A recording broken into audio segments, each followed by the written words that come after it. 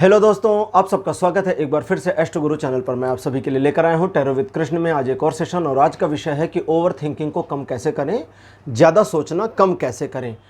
Over thinking जो चल रही है, आती है, बिना एफर्ट के आती है, उसको कैसे मैनेज करना है, इसी पर आज की टैरो रीडिंग पूरी तरह से बेस्ड है। इसके लिए 3 पाइल्स हैं, तीनों पाइल्स के सिंबॉलिक आपकी स्क्रीन पर एक साथ शो आउट किए जा रहे हैं। आज की तीनों पाइल्स के जो सिंबॉलिक हैं ये 3 चक्र हैं। काफ़ी सोचने समझने के बाद में मैंने इन 3 चक्रों को पाइल्स के सिंबॉलिक के रूप में लिया है, क्योंकि ये तीनों चक्र कहीं ना कहीं मनुष्य के विचारों से कनेक्टेड जरूर हैं। स्वाधिष्ठान चक्र जिसे दूसरा चक्र कहते हैं, पाइल नंबर 1। अनाहत जिसे 5वां चक्र कहते हैं, पाइल नंबर 2। और आज्ञा चक्र जिसे हम 6वां चक्र कहते हैं, पाइल नंबर 3। तो स्वाधिष्ठान पाइल नंबर 1, अनाहत पाइल नंबर 2 और आज्ञा चक्र पाइल नंबर 3।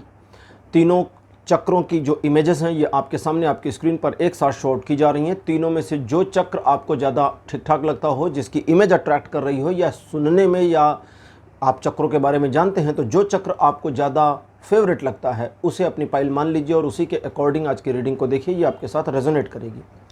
मैं आप सभी को बता दूं कि आज की रीडिंग जो है ये जनरल रीडिंग है और टाइमलेस रीडिंग है, तो जब भी आप इसको देख रहे हैं ये वहीं से आपके साथ रेजोनेट करेगी। और सभी पाइलों के लिए टाइम स्टैम्प्स डिस्क्रिप्शन में और कमेंट सेक्शन दोनों जगह पर पोस्ट कर दिए गए हैं। अपनी पाइल की रीडिंग को डायरेक्टली देखने के लिए आप टाइम स्टैम्प पर क्लिक करेंगे तो वीडियो फास्ट फॉरवर्ड हो जाएगा और आप डायरेक्टली अपनी पाइल की रीडिंग पर पहुंच जाएंगे। जो लोग मुझसे पहली बार जुड़े हैं उन सभी का एस्ट्रो गुरु चैनल पर मैं स्वागत करूंगा। आप इस चैनल को सब्सक्राइब जरूर करिए, बेल आइकन प्रेस करिए, क्योंकि जब आप बेल आइकन प्रेस करते हैं तो नए वीडियोस की नोटिफिकेशन आपके फ़ोन में जानी शुरू हो जाती है। और मेरे पुराने व्यूवर्स और सब्सक्राइबर्स, आप सभी के सहयोग और प्यार के लिए बहुत बहुत आभार।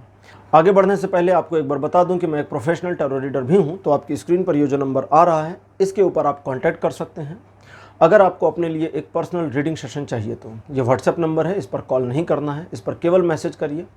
मैसेज के थ्रू सारी इन्फॉर्मेशन मेरी टीम मेंबर आपको प्रोवाइड करेगी और आपकी हेल्प करेगी मेरे साथ आपके सेशन को बुक करने के लिए, आपके अपॉइंटमेंट को बुक करने के लिए। तो चलिए देर नहीं करते हैं, आज की रीडिंग को शुरू करते हैं और आपकी पाइल में मिलते हैं।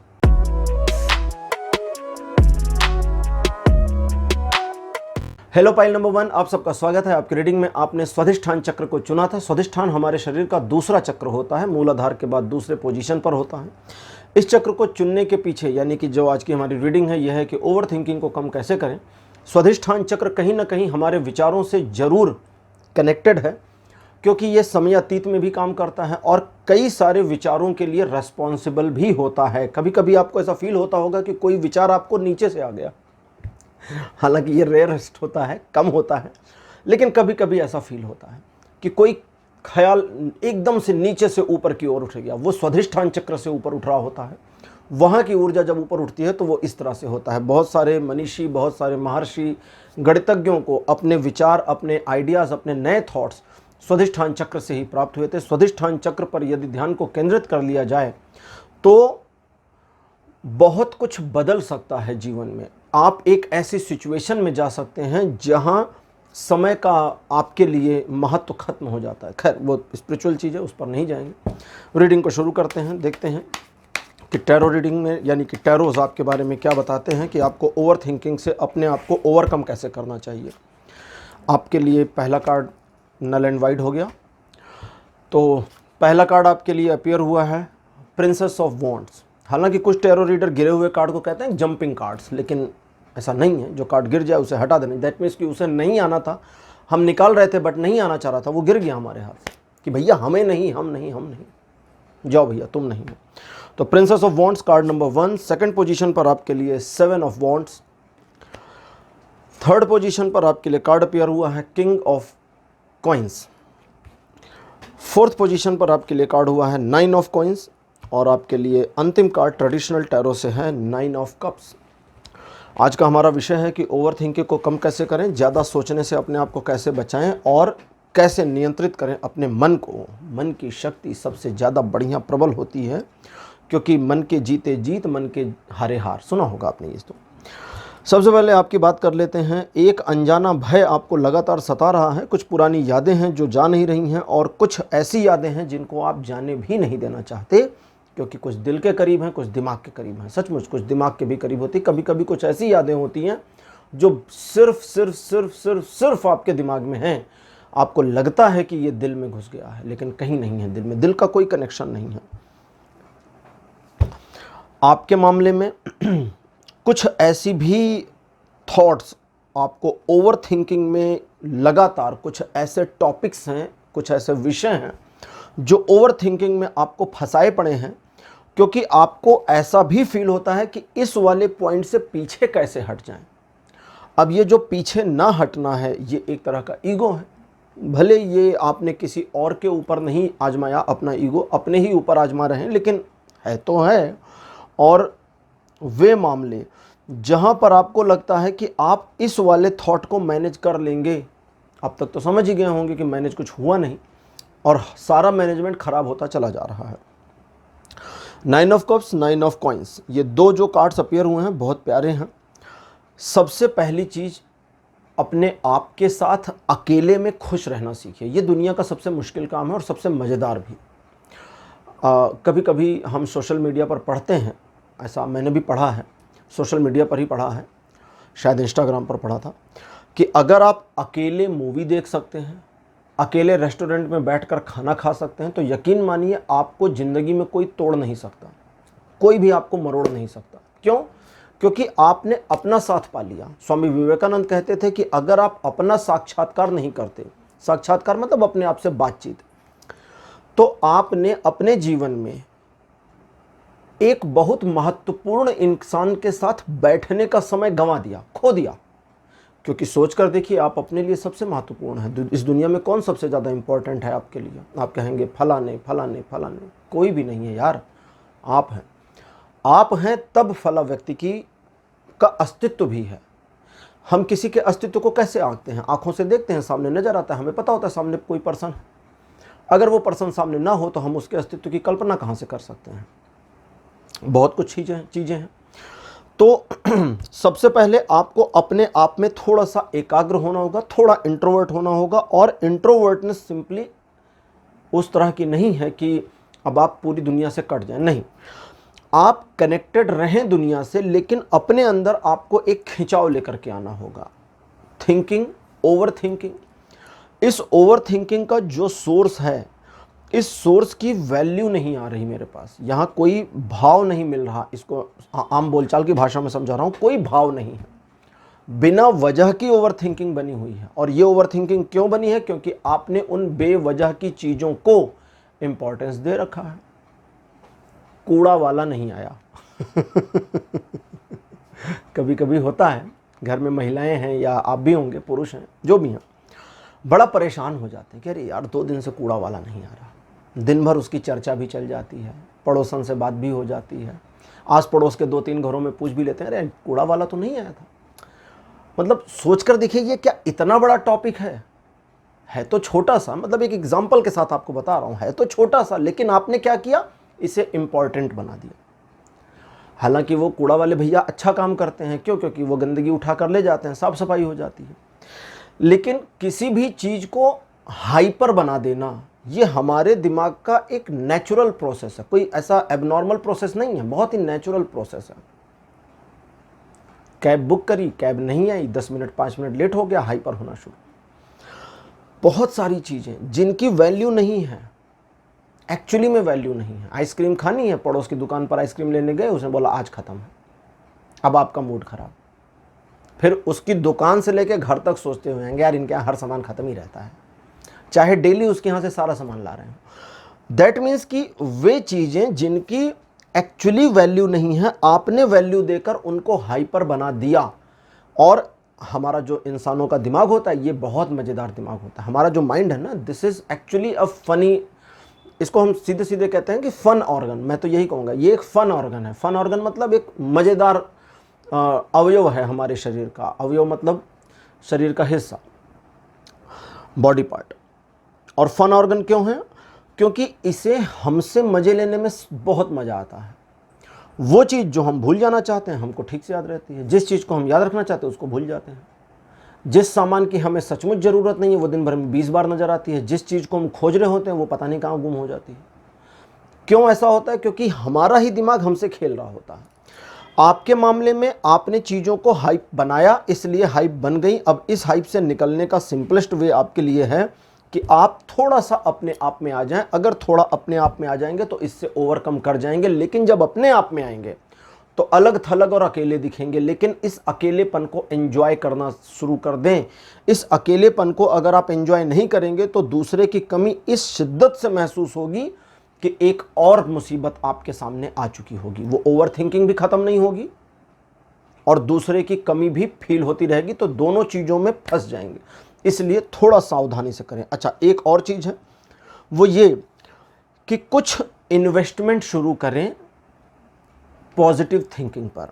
अब इन्वेस्टमेंट का क्या मतलब है, मैं आपको एक सिंपल हो गई क्लोज, ट्रेडिशनल टैरो से हो गया। अब मैं ओरेकल अभी निकालता हूँ, बताता हूँ। इन्वेस्टमेंट क्या है? आपकी जो थिंकिंग है उसमें निगेटिविटी या पॉजिटिविटी दो चीज़ें होती हैं। अगर आप ओवर थिंकिंग से निकल नहीं पा रहे हैं तो इन्वेस्टमेंट करें। दैट मीन्स कि एक पॉजिटिव थॉट अपने मन में भेजें और उस पॉजिटिव थॉट की पॉजिटिविटी के जो पहलू हैं, जो उम्मीदें हैं, जो होप है पॉजिटिविटी की, उसकी कल्पना करें। पॉजिटिविटी इंक्रीज होनी शुरू हो जाएगी। तो ये करिए। अच्छा, आज मैंने जो ओरेकल कार्ड्स लिए हैं ये मेरे ओरेकल योगिक पाथ नहीं है, ये है गॉडेस गाइडेंस। ठीक है, बिल्कुल नए ओरेकल कार्ड्स हैं, गॉडेस गाइडेंस। इसमें सारी देवियां हैं, कोई पुरुष नहीं है। तो चलिए शुरू करते हैं और देखते हैं गॉडेस गाइडेंस में से गॉडेस यानी कि जो डाइटीज़ हैं, देवियां हैं, ये आपके लिए क्या इन्फॉर्मेशन देती हैं। आपके लिए फर्स्ट पोजीशन पर मेरे पास एरेकोरा, सेकंड पोजीशन पर आपके लिए माता लक्ष्मी। विभिन्न धर्मों से जो अभी प्रचलन में हैं और ऐसे भी रिलीजन्स जो प्रचलन से बाहर हैं, उनमें बहुत सारी देवियां हैं, तो उन्हीं का एक संकलन है ये ओरेकल कार्ड्स, बड़े प्यारे हैं। थर्ड पोजीशन पर हाथोर, फोर्थ पोजीशन पर आपके लिए दमारा और लास्ट कार्ड आपके लिए अपीयर हुआ है एफ्रोडाइटी।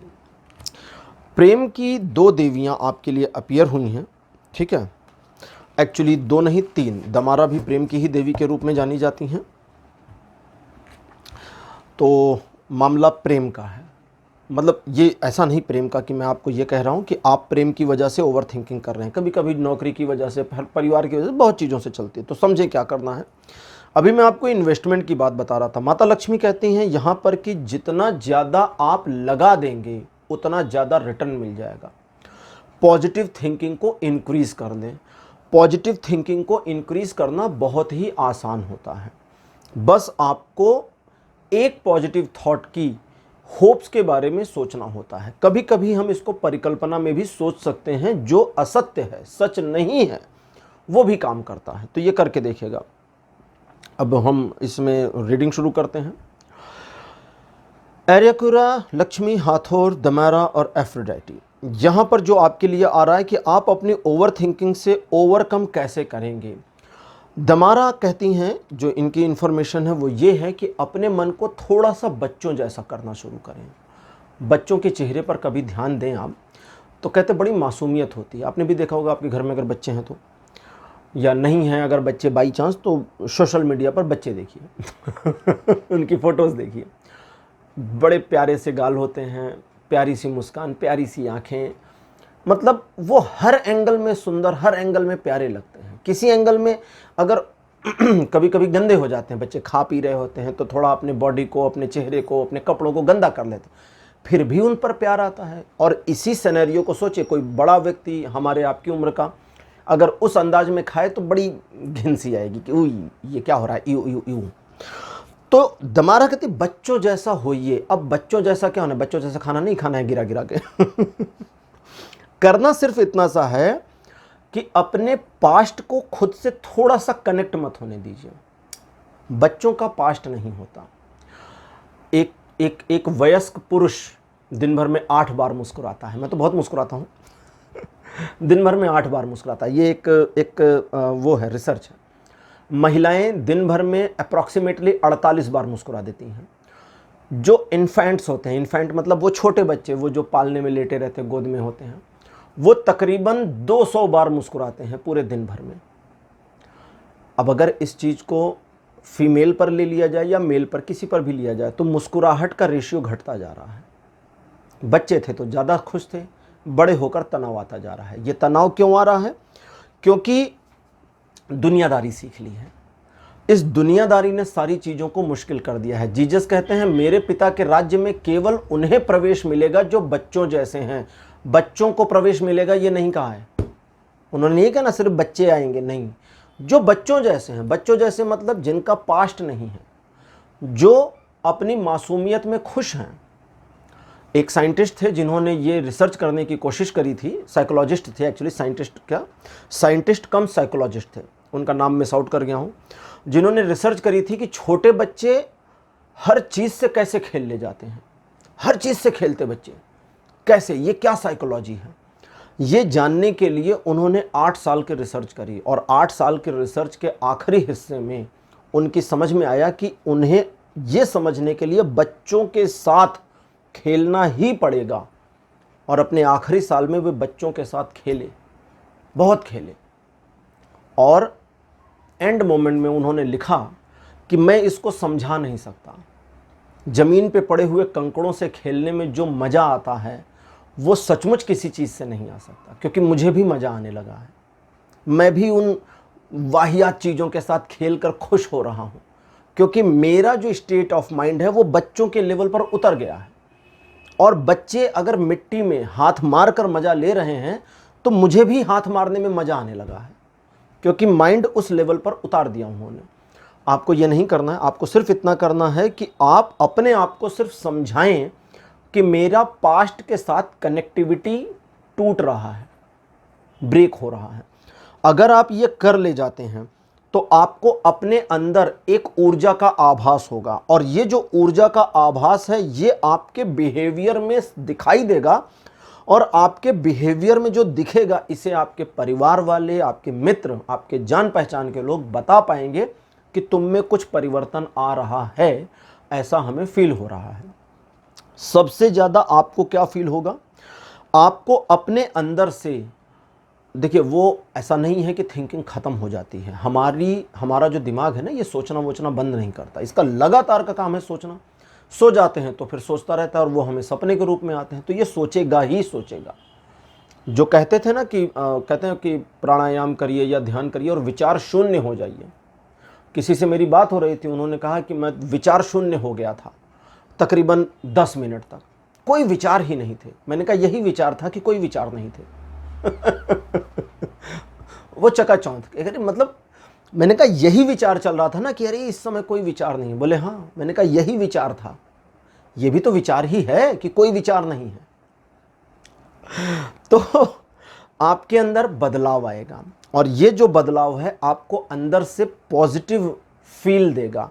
ये पॉजिटिव फील जब आपको आएगा तो आप अपने आप में दूसरों के साथ, अभी मैंने आपको कहा था ना कि थोड़ा इंट्रोवर्ट होना है, याद है ट्रेडिशनल टैरो से, उस इंट्रोवर्टनेस का, जब वो इंट्रोवर्टनेस सीड है, बीज है, जब उस बीज से निकलना शुरू होंगे, प्लांट बनेगा, पौधा निकलेगा, तो उस पौधे का फल क्या होगा? वो फल होगा कि आपका लोगों से इंटरेक्ट करने का मन करेगा, इंटरेक्ट करने का, वो इंटरेक्ट करने का मन करेगा जिस तरह से अभी आप इंटरेक्ट नहीं कर पा रहे, क्योंकि आपकी जो ओवर थिंकिंग है ये कहीं ना कहीं आपको फंसा देती है, कहीं ना कहीं आपको बैक कर देती है, कहीं ना कहीं आपको पीछे कर देती है। लेकिन जब ये इंटरेक्शन का मन बने तो कुछ समय तक कम से कम ओवर थिंकिंग से जब बाहर निकल रहे हो, और आपको फील हो जाएगा, क्योंकि आप ही के दिमाग में चले तो आपको महसूस होगा, जब बाहर निकलना हो तो कम से कम 1 महीने तक, अगले उस पॉइंट से अगले 30 दिन तक आपको एक चीज़ का ध्यान रखना है,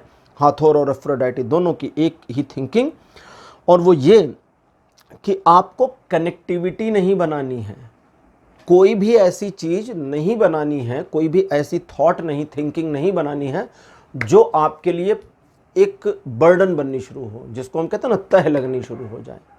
जैसे मान लीजिए आप किसी फ्रेंड के साथ इन्वॉल्व हो गए, इंटरेक्शन आपका बढ़ गया, दोस्तों के साथ इंटरेक्ट हो गए, दोस्तों के साथ के उस इंटरेक्शन में होप वोप लेकर नहीं आनी है, क्योंकि होप लेकर के अगर आते हैं तो तह बननी शुरू होगी। तह किस चीज़ की? एक के बाद एक के बाद एक के बाद मेमोरी बननी शुरू होंगी और वो मेमोरीज आपको अगली मेमोरी से कंपेयर करने पर मजबूर कर देंगी। ये जो कंपैरिजन है यही हमें दर्द देता है। तो ये इस चीज़ का ध्यान रखना है। अगर इस चीज़ का ध्यान रखेंगे तो जल्दी ही आप अपने ओवर थिंकिंग से ओवरकम कर जाएंगे, बाहर निकल जाएंगे बिना किसी समस्या के। और पॉजिटिव इन्वेस्टमेंट अपने थॉट्स में करना मत भूलिएगा। तो पाइल नंबर 1 आपके लिए आज की रीडिंग यहीं क्लोज। आज की रीडिंग आपको कैसी लगी, अपने एक्सपीरियंस, अपने अनुभव कमेंट सेक्शन में जरूर लिखिए। इस वीडियो को लाइक करिए, शेयर करिए और चैनल को सब्सक्राइब करना मत भूलिएगा। अगले वीडियो में आपसे फिर मिलूंगा। Bye bye.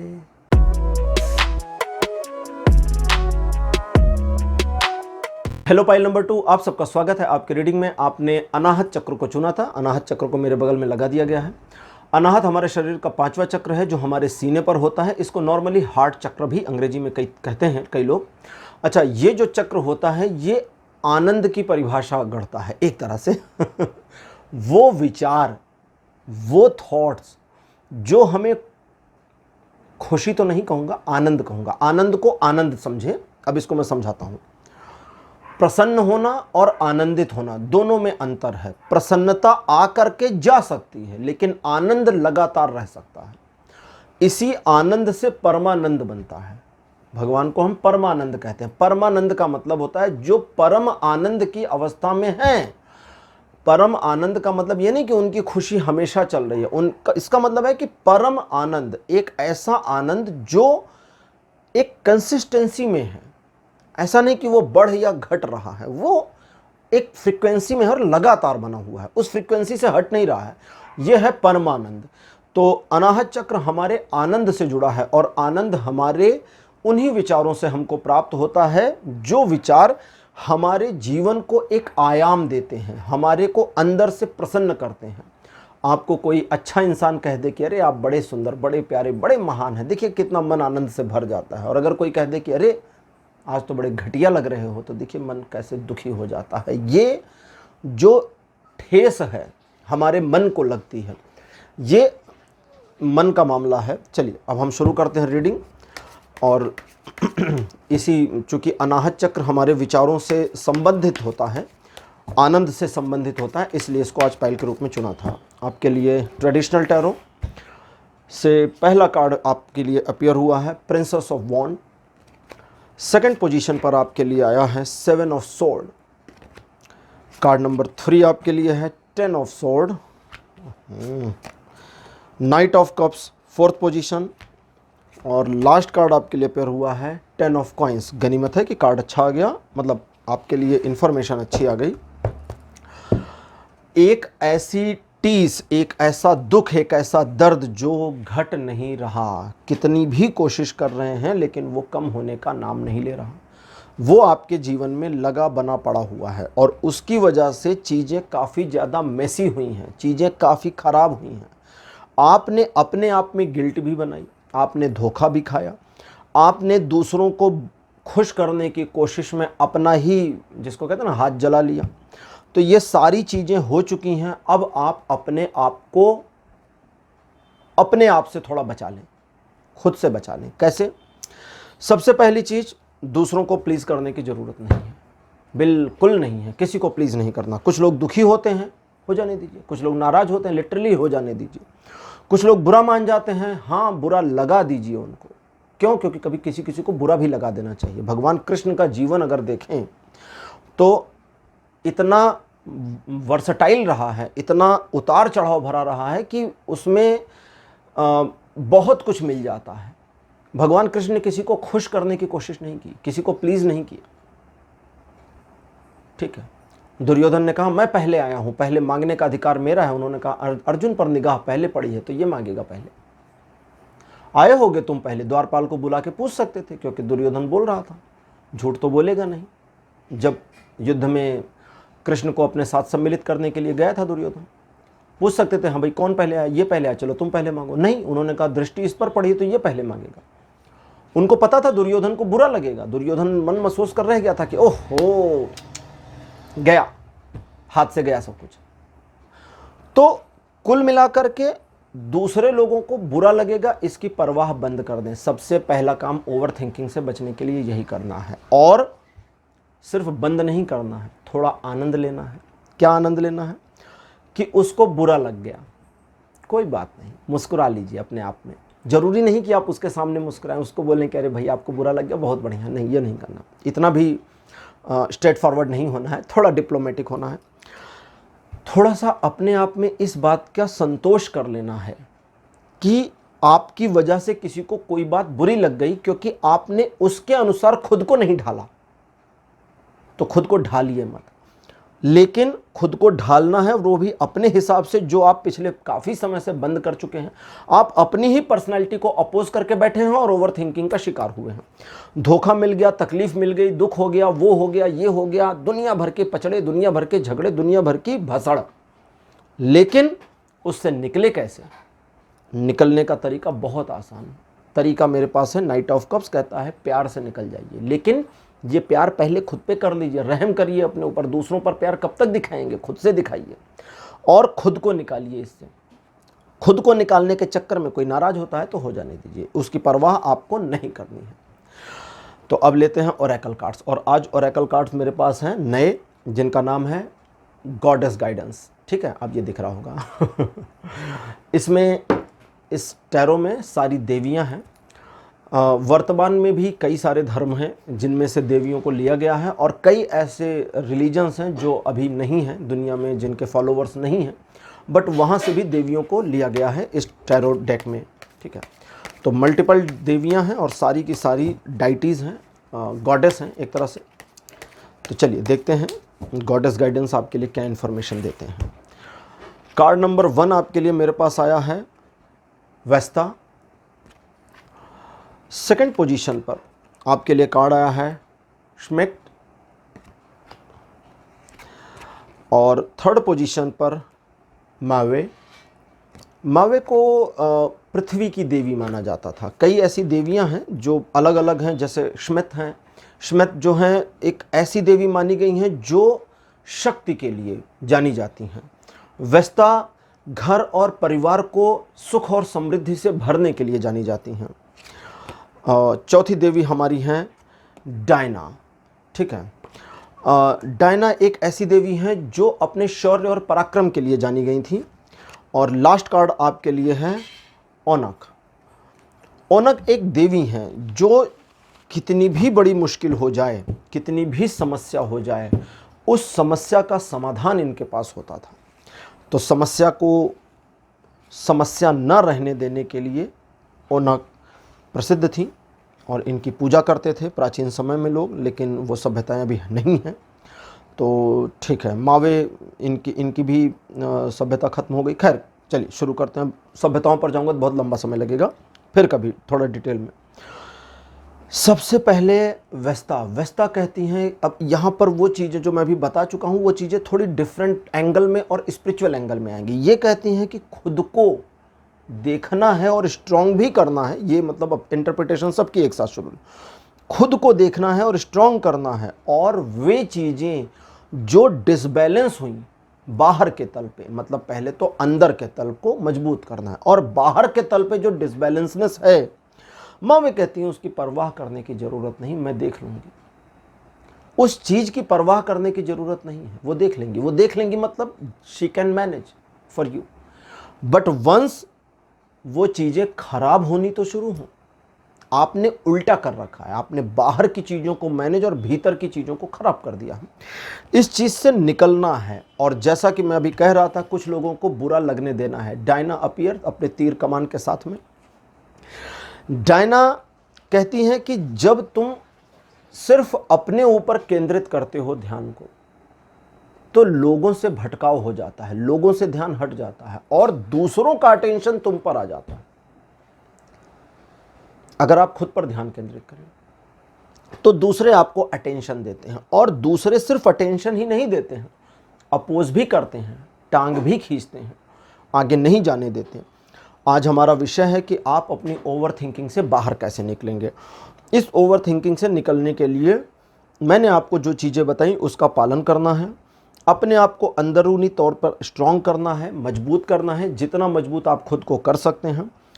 और कुछ एक ऐसे मामले जहां आपको चीज़ों को इग्नोर करना चाहिए, उन्हें एक्चुअली इग्नोर करना है, और ये सिर्फ मामले नहीं, कुछ लोग भी हैं जिनको अब आपको इग्नोर कर देना चाहिए। उन मामलों में जहां लोगों को थोड़ा बुरा लगता है, लगने दीजिए, लोगों को इग्नोर करिए, अपने आप को आगे ले चलिए, सेल्फ लाइफ पर, अपनी लाइफ पर फोकस करिए। अब सबसे लास्ट में ओनक कहती हैं कि यहाँ आपको जल्दबाजी करने की ज़रूरत नहीं है, चीज़ें आराम से होंगी। क्यों? क्योंकि मैं हूँ देखने के लिए। माओवे के साथ में ये देखने को हैं, लेकिन इनका कहना है कि हर चीज़ अपने परफेक्ट टाइमिंग पर ही पूरी हो सकती है, और बिकॉज चीज़ें अपने परफेक्ट टाइमिंग पर ही पूरी हो सकती हैं, इसलिए आपको ओवर इमोशनल नहीं होना चाहिए। एक बच्चा है, एक स्टूडेंट है जो हाई स्कूल पढ़ रहे हैं, तो भैया तुम हाई स्कूल अगर पढ़ रहे हो तो जब एग्ज़ाम होगा, रिजल्ट आएगा, तब पास होगे ना। अब साल के शुरुआत में बोलो नहीं मुझे हाई स्कूल पास करना है, तो समय लगेगा, क्योंकि वो टाइम बीतेगा, फिर एग्ज़ाम का टाइम आएगा, फिर एग्ज़ाम होगा, फिर कॉपी चेक होगी, फिर रिजल्ट आउट होगा। हर चीज़ का समय है। तो ओनक माओवे के साथ कहती हैं कि हर चीज़ का एक समय है और वो समय के साथ ही पूरी होगी। लेकिन डायना का कहना है कि अगर तुम स्व पे फोकस, अपने आप पे, स्व मतलब स्वयं पर केंद्रित नहीं होते हो, अगर तुम स्वयं पर केंद्रित नहीं होते हो तो उस सुख को मिस कर दोगे जो आपके जीवन में अंदर से आ सकता है, और उस सुख की कमी की वजह से दिमाग ओवर थिंकिंग में जा रहा है। दिमाग में लगातार वो प्रॉब्लम्स जो थीं वो चल रही हैं और चलती रहेंगी। इनसे निकलना कैसे है मैंने आपको बता दिया है। सबसे लास्ट में आपको एक छोटी सी चीज़ का ध्यान रखना है। जब एक बार आप ओवरकम करना शुरू करेंगे तो आपके परिवार के लोग और आपको दोनों को ये फील होगा कि आपके अंदर काफ़ी चीज़ें बदल रही हैं, सुधार आ रहा है। तब आपको अपना इंटरेक्शन 1-to-1 फैमिली के साथ और इन्वॉल्व करना है, ये ध्यान रखना है। थोड़ा सोशल मीडिया वगैरह से हट जाएं, थोड़ा फैमिली के साथ बैठें, बिना किसी गैजेट के बैठें, थोड़ी बातचीत में समय को लगाएं। और बातचीत सबसे अच्छी फैमिली के साथ कौन सी होती है? जब आप परिवार की सुने और अपनी ना बोलें, लेकिन क्यूरियस रहें। कान में हेडफोन लगाकर, ईयरफोन लगाकर परिवार की नहीं सुनना है, आपको अपनी कम कहनी है और उनकी ज़्यादा सुननी है। अगर उनकी एडवाइस है, सलाह है, कुछ भी है, सुनते जाइए, क्योंकि उस सुनने से आपका मन और हल्का और शांत हो जाएगा। लेकिन बी स्ट्रॉन्ग, क्योंकि आप एक बड़ा निर्णय ले रहे हैं, अपने जीवन को पूरी तरह बदलने जा रहे हैं, और इस बदलाव का फ़ायदा आपको क्या होगा, इस बदलाव का जो बेनिफिट होगा, हालांकि इस पूरे सिनेरियो में अप्रॉक्सीमेटली 3 महीने से 9 महीने का समय जा सकता है, क्योंकि आप में से कुछ ऐसे भी हैं पाइल नंबर 2 में जिनकी प्रॉब्लम काफ़ी बड़ी है, कुछ ऐसे भी हैं जिनको माइंड ब्लॉकेज बनी है, एक्चुअली उनको काउंसलिंग की ज़रूरत है, तो वो एक अलग बात है, उनका डिसीजन है कि उनको काउंसलिंग चाहिए नहीं चाहिए। तो थोड़ा टाइम लगेगा, 3 महीने मिनिमम है, और कुछ लोगों को 8-9 महीने भी लग सकते हैं। लेकिन उसके बाद अगर इस पूरे काम को कर लिया तो जो ओवरकम कर जाएंगे, आपके जीवन में एक अबेंडेंस की फिर से आपके जीवन में एक प्रचुरता आएगी। प्रचुरता क्या होती है? प्रचुरता एक ऐसी सिचुएशन होती है जहां पर आप जो चीज़ चाहते हैं वो प्रचुर मात्रा में हो, अधिकायक में हो, लार्ज स्केल पर हो। लेकिन यहाँ जिस चीज़ के लिए ये बता रहे हैं कि लार्ज स्केल पर होगा, वो है आपका अपने आप में पहली चीज़ मैनेज्ड और कंट्रोल होना, और दूसरा आपका अपने इमोशंस पर अच्छा खासा नियंत्रण हो जाना, और आपके इमोशन पे नियंत्रण की वजह से चीज़ें जो सराउंडिंग में है वो आपके सपोर्ट में प्रचुर मात्रा में रहेंगी, जिसका आप दोहन करके फ़ायदा उठा सकते हैं भविष्य में। तो पाइल नंबर 2 ये थी आपके लिए आज की रीडिंग। आज की रीडिंग आपको कैसी लगी? अपने एक्सपीरियंस, अपने अनुभव कमेंट सेक्शन में ज़रूर लिखिएगा। इस वीडियो को लाइक करिए, शेयर करिए और चैनल को सब्सक्राइब करना मत भूलिएगा। अगले वीडियो में आपसे फिर मिलूँगा। Bye bye.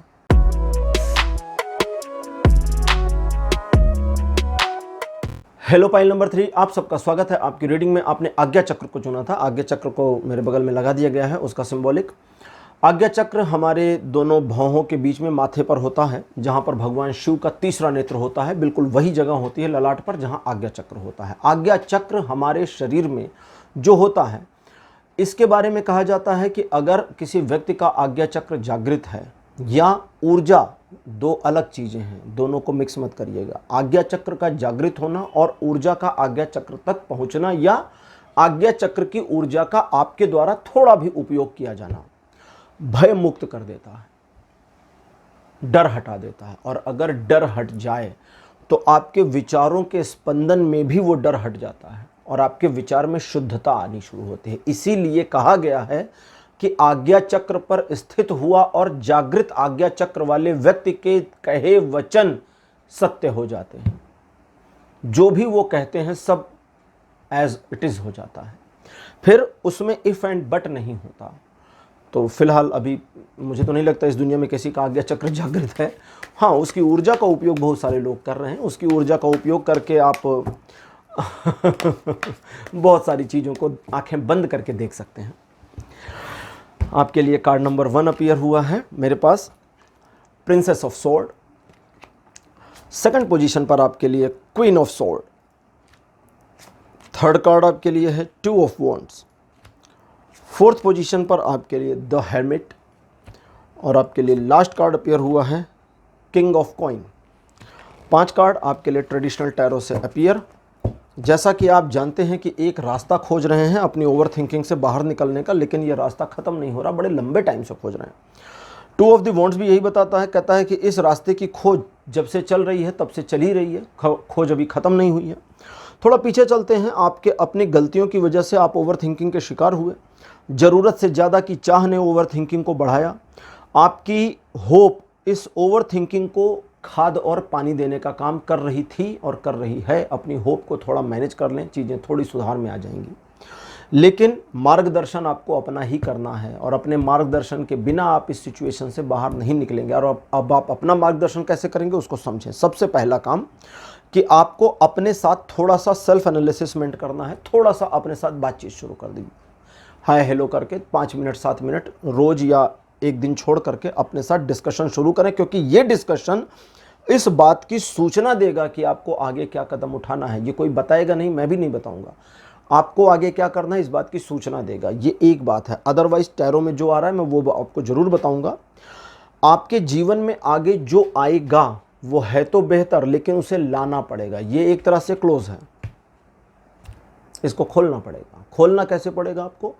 अपने ही द्वारा एनलाइटेड टॉर्च को लेकर के। एनलाइटेड मतलब अपने अंदर की रोशनी के जरिए। अब अंदर की रोशनी कैसे लाएंगे?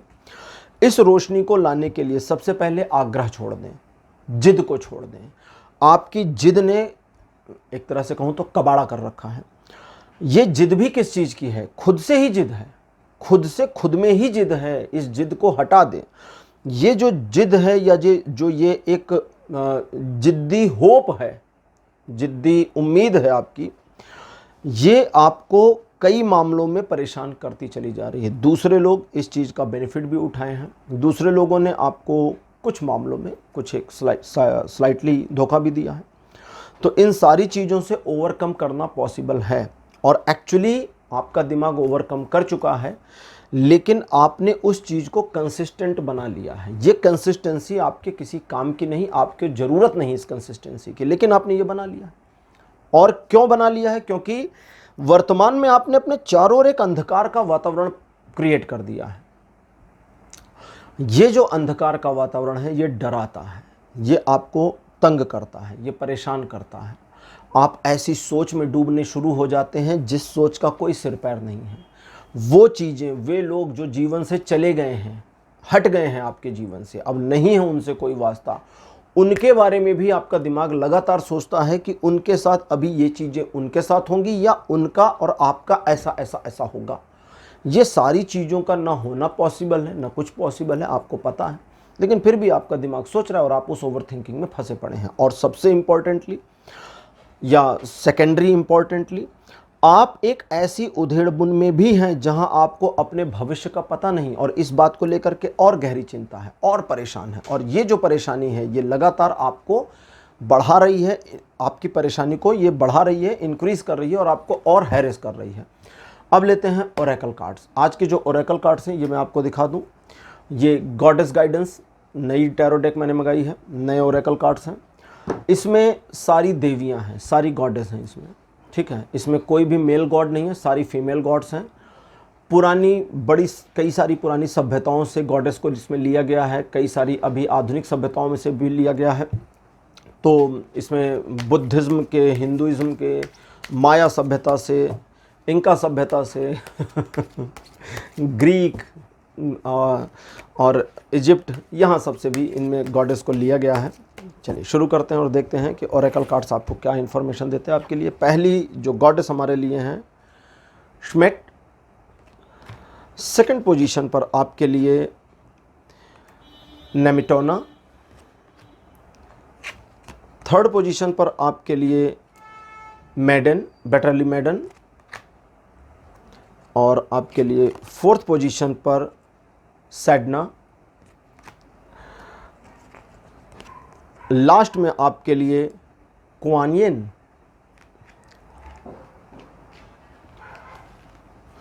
कुआन यिन एक चाइनीज़ गॉड है, वैसे नाम से तो आपने समझ ही लिया होगा। चलिए अब आपके लिए रीडिंग शुरू करते हैं, ओरेकल कार्ड्स की इंटरप्रिटेशन लेते हैं।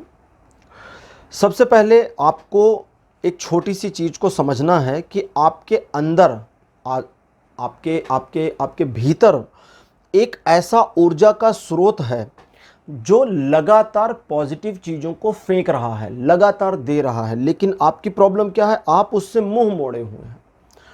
ये मुंह मोड़ना उस पॉजिटिविटी को ट्रांसफॉर्म करता है निगेटिविटी की ओर, और आपके अंदर एक घबराहट आती है। जबकि एक मिनट के लिए अगर आप थोड़ा पीछे जाएं, उस ओवर थिंकिंग वाले सिचुएशन से थोड़ा पास्ट में, थोड़ा और पास्ट में, तो आप बहुत स्ट्रांग थे।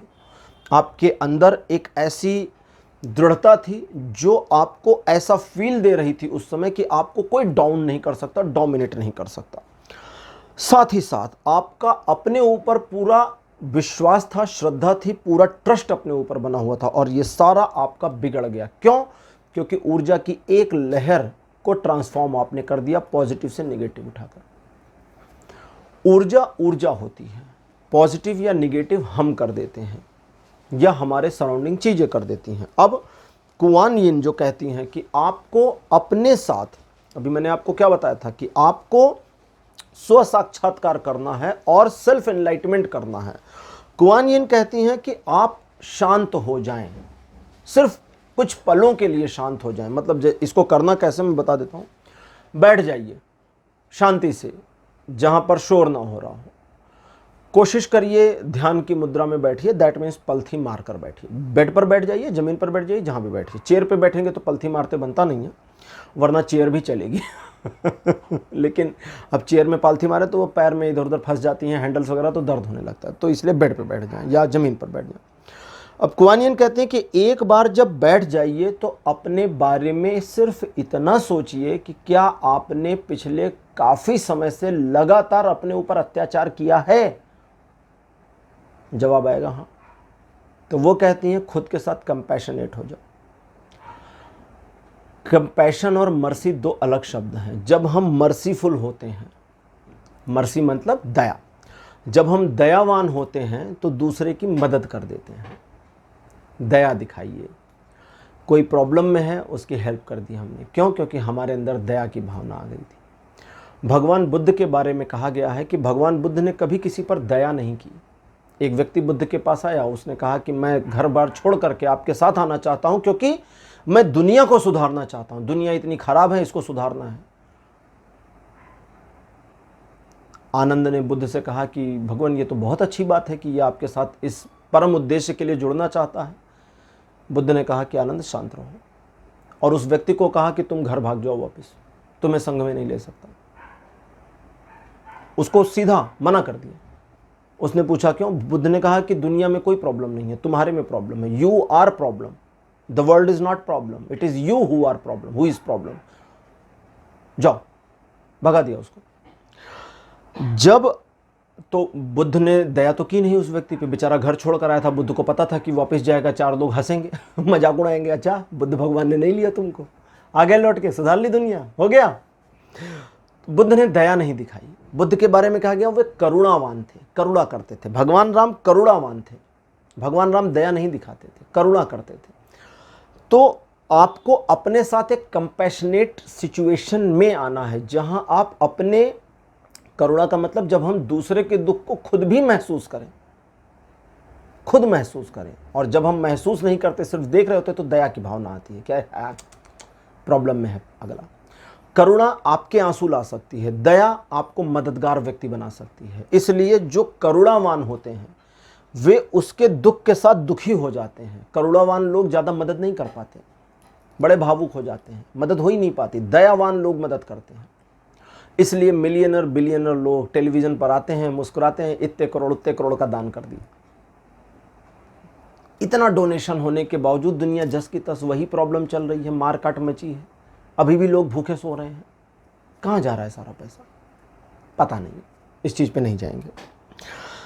तो कुआन यिन कहती हैं स्मिथ के साथ में कि आपको अपने साथ एक कंपैशनेट सिचुएशन में आना है, और जैसे ही कंपैशनेट सिचुएशन में आप खुद को लेकर आते हैं, आपके अंदर एक मजबूती शुरू हो जाती है। और ये जो मजबूती है, ये मजबूती आपको एक पुश देती है, एक धक्का अंदर से देती है, जो पवित्रता की ओर आपको आगे ले जाता है। ये थोड़ा सा स्पिरिचुअल हो रहा है, इसको समझाता हूं। एक ऐसी पवित्रता, पवित्रता का मतलब होता है जिसमें कोई आडंबर ना छुआ हो। पवित्र, पवित्र का क्या मतलब होता है? पवित्र का मतलब कि कोई चीज अभी इसको गंदा नहीं कर रही है, अनटच्ड, दैट मीन्स पवित्र, मैडन एक तरह से। हालांकि ये बटरली मैडन जो देवी हैं ये नहीं बता रही, ये बता रही हैं नेमेटोनिया। नेमेटोना का कहना है कि उस पवित्रता में जब आप आ जाते हैं, तो अब बेटरली मेडन कहती हैं कि अब एक नया परिवर्तन शुरू होगा, और वो पवित्रता वापस से आपकी उस इन्फिनिट सप्लाई को कंटिन्यू कर देगी जो निगेटिव हुई थी, और उस निगेटिविटी से ओवरकम करना आपके लिए बिल्कुल पॉसिबल होगा। लेकिन इस ओवरकम करने वाली सिचुएशन को अक्वायर करने के लिए आपको थोड़ा भीतर झांकना है और अपने साथ थोड़ा सा कंपैशनेट होना है। अगर इस तरह से आप करते हैं तो बहुत कुछ बदलाव आपके अंदर आ जाएगा। आप अपना मार्गदर्शन कर सकते हैं। मैंने तो सिर्फ आपको तरीका बताया है, मैंने कुछ भी नहीं बताया, कुछ भी नहीं किया। मैंने सिर्फ आपको तरीका बताया कि आप स्वयं का मार्गदर्शन कैसे करें, क्योंकि स्वयं का मार्गदर्शन ही आपको इस पूरी प्रॉब्लम से बाहर निकाल सकता है। और एक्चुअली प्रॉब्लम इतनी बड़ी नहीं है जितना दिख रही है। तो यहाँ से निकलना बहुत आसानी से संभव है। 1 महीने के अंदर आपकी ओवर थिंकिंग कम हो सकती है। लेकिन अगर आप अपने आप को इस तरह से मैनेज नहीं कर पाए तो ये टाइम 1-1 महीना करके आगे जाता चला जाएगा लंबे समय तक। तो इसलिए विद इन अ मंथ इस पूरे ट्रॉमा से अपने आप को निकालें। किसी तरह की माइंड ब्लॉकेज नहीं दिखती है पाइल नंबर 3 आपके अंदर, और आपके लिए चीज़ें एक तरह से बाहें फैलाए हुए बैठी हैं। आप इस चीज़ों को जो मैंने अभी बताया, इसको अगर थोड़ा सा फॉलो करेंगे तो सेल्फ एनलाइटेड हो पाएंगे और जल्दी ही अपनी ओवर थिंकिंग से ओवरकम करके बाहर निकल आएंगे। तो पाइल नंबर 3 ये थी आपके लिए आज की रीडिंग। आज की रीडिंग आपको कैसी लगी, अपने एक्सपीरियंस, अपने अनुभव कमेंट सेक्शन में जरूर लिखिए। इस वीडियो को लाइक करिए, शेयर करिए और चैनल को सब्सक्राइब करना मत भूलिएगा। अगले वीडियो में आपसे फिर मिलूंगा। Bye bye.